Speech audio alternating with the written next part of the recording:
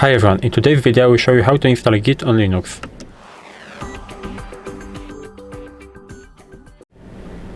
So in order to install Git on Linux, first you need to go to your terminal, of course. So you have to type in terminal, press enter, and first we need to check if our Git is installed by typing in git ---- version.